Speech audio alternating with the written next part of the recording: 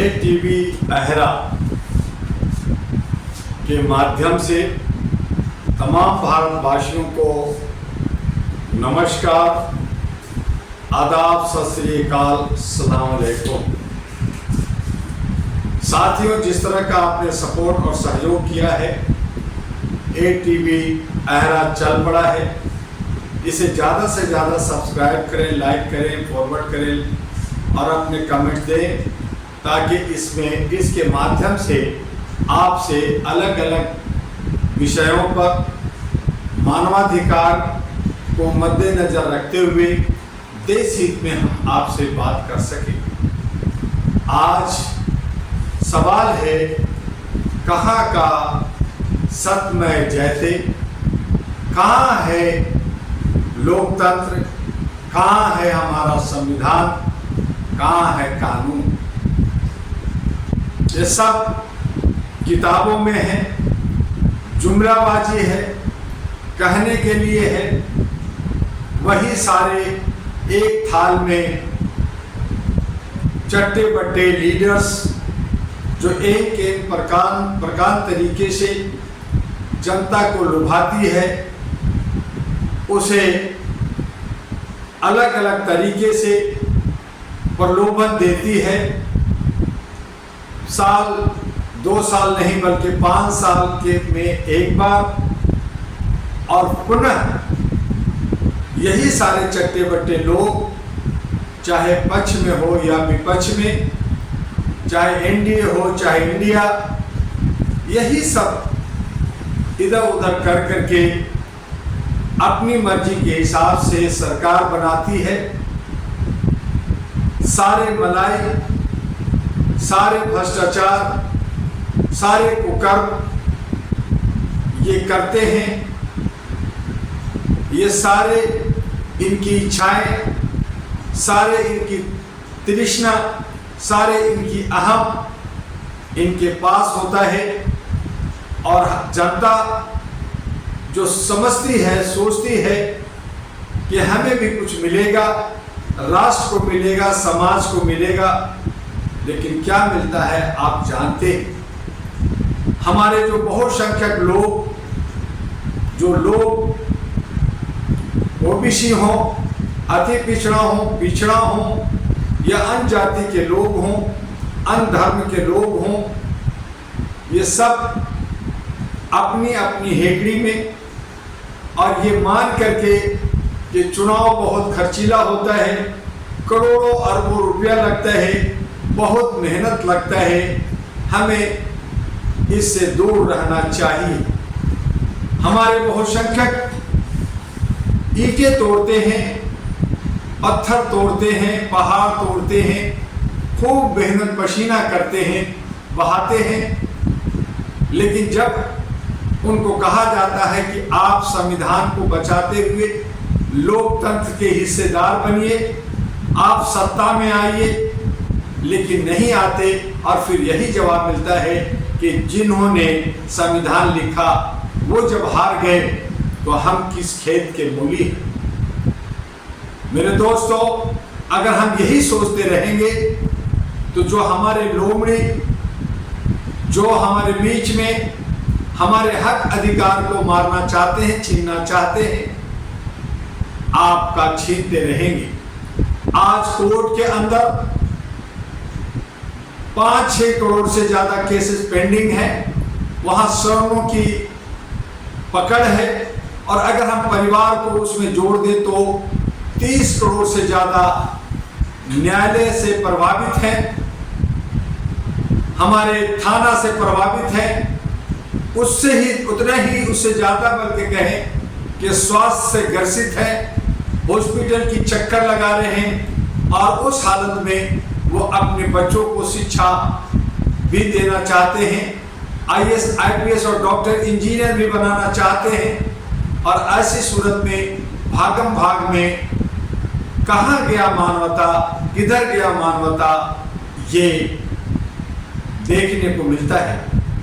हर कोई स्वार्थी हो गया है, दुनिया भाड़ में जाए, समाज भाड़ में जाए, देश बिकता हो तो बिकने जाए, लोग बेविचार करते हैं, अत्याचार करते हैं, शोषण करते हैं, उत्पीड़न करते हैं, उससे हमें क्या लेना देना, यही सब सोचते हैं और यही सोचते हैं कि मुझे आज कहां से 100-200 रुपये मिल जाए ताकि मैं अपने पेट भर सकूं, अपने परिवार को भर सकूं। फिर ऐसे लोग जो 99% लोग हैं वो सत्ता के सपना नहीं देख सकते। वो प्रशासन में, न्यायपालिका में, जुडिशियल में, सिक्योरिटी में, मीडिया में और सामाजिक उत्थान में उनका योगदान नहीं हो सकता। लेकिन डॉक्टर दुआ बार बार आप लोगों को समझाया कि एक हमारे पास प्रोजेक्ट है, रास्ता है, विचार विमर्श कीजिए, मेहनत आप कर रहे हैं, फल आपको नहीं मिल रहा क्योंकि आपके पास मैनेजमेंट नहीं है, आपके पास सोच नहीं है, आपके पास प्रोजेक्ट नहीं है और आपको सही दशा दिशा देने वाले आपके बीच में लीडर नहीं है। आइए, अहरा नेशनल पार्टी और all India human rights association इसी उद्देश्य से 1987 में बनी और लगातार आप सबको समझा रही है कि आप जात पात से ऊपर उठ करके, धर्म कर्म से ऊपर उठ करके समाज और राष्ट्र के निर्माण करते हुए अपने मुस्तकबिल, अपने भविष्य, अपने स्वार्थ की सिद्धि कैसे कर सकते हैं, अपने परिवार और बच्चों का उत्थान कैसे कर सकते हैं, आपको सत्ता में कैसे जगह मिल सकता है, कहां से धन आएगा, कैसे मैनेजमेंट होगा, ये सारे रास्ते डॉक्टर दुआ के पास है। डॉक्टर दुआ का दुआ जब आपको मिलेगा तो आप धन होंगे, लेकिन उसके लिए आपको चल के आना होगा, आपको समय निकालना होगा, आपको विचार विमर्श करना होगा, आपको मेहनत करना होगा और गलत तत्वों से बचना हो। अगर आप ये सोचते रहेंगे कि मुझे कोई जगह नहीं जाना, लोगों से नहीं मिलना, लोग मुझे ला करके मेरे मुंह में लड्डू डाल दे, मुझे प्रधानमंत्री राष्ट्रपति बना दे, मुझे चीफ मिनिस्टर बना दे, तो ये असंभव है। आपको लगातार संघर्षशील रहना पड़ेगा, संघर्ष करना पड़ेगा और उसके लिए आसान तरीका, आसान रास्ता, एक मैकेनिज्म आपको समझाने के लिए अहरा नेशनल पार्टी एनपी, जो मानवाधिकार के पर आधारित है, जो मानवीय मूल्यों के लिए बात करता है, हक अधिकार दिलाने की बात करता है, आपको पूरी आर्थिक आजादी मिल सके, जिसमें रोजगार, शिक्षा, स्वास्थ्य, सुरक्षा आप सबको मिल सके, आपकी स्थानीय सारी समस्या का समाधान हो सके, भ्रष्टाचार खत्म हो सके और हम अमन शांति के साथ रह सके, अपनी सामाजिक भागीदारी, अपनी हिस्सेदारी को लेते हुए बिना किसी को ठेस पहुंचाए हम सब भाई बहन मिल कर करके, सभी जात धर्म के लोग मिल कर करके मानवीय मूल्यों के आधार पर अहरा नेशनल पार्टी आपका स्वागत करता है। आज 2024 में जिस तरह की मैंडेटरी मिली है, जिस तरह का लोगों को विश्वास पे आधार पहुंचा है और जो नेता लोग मिल करके जिस तरह से खिचड़ी पका रहे हैं, ये उचित नहीं है। और ऐसी सूरत में जो जनता पे भार पड़ा है महंगाई का, बेविचार का, भ्रष्टाचार का, इन तमाम चीजों से लड़ने के लिए हमें लामबद्ध होना होगा और कम खर्च में अपने आप को बचते बचाते आगे बढ़ना होगा। कमान आपके बीच में हो, कमान आपके हाथ में हो, सामाजिक, राजनीतिक और आपका उत्थान कैसे हो, उसके लिए अहरा नेशनल पार्टी एनपी के हेड कार्यालय दिल्ली से संपर्क कीजिए, जल्द कीजिए। बहुत सारे राज्यों में असेंबली इलेक्शन शुरू होने वाला है।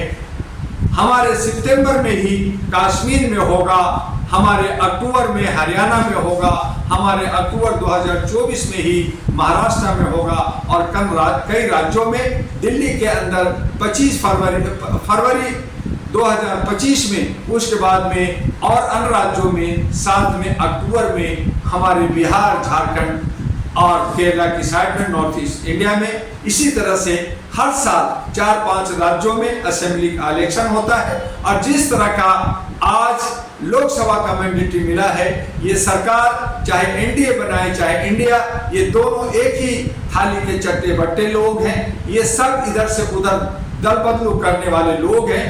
कहीं ना कहीं जनता ठगी गई है।